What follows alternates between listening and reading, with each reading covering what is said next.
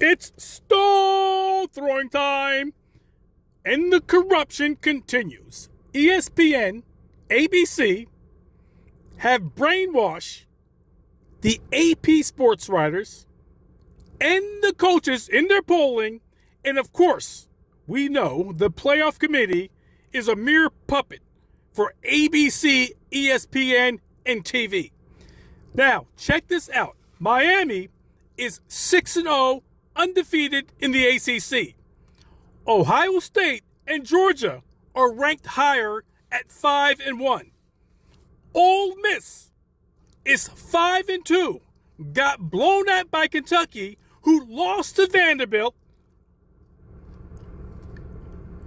is ranked higher than Pittsburgh, who is 5-0, Pittsburgh being from the ACC. And of course, they played a tougher schedule. Missouri, who got blown out 41-10 over Texas A&M, is ranked higher than Pittsburgh.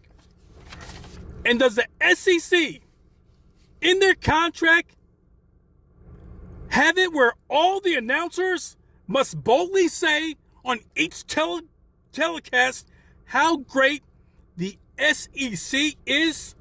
Here we go. Here are some of the quotes. This is SEC football. Every game is a playoff game. The ACC, the SEC is like the NFL. Those same announcers who blasted those declarations were the same announcers when it came to Pittsburgh going 5-0. Not once did they say, oh yes, a 5-0 Pittsburgh is having a great season and could be in the playoff 12. No, the only thing that one guy said was, oh, they're having a great season.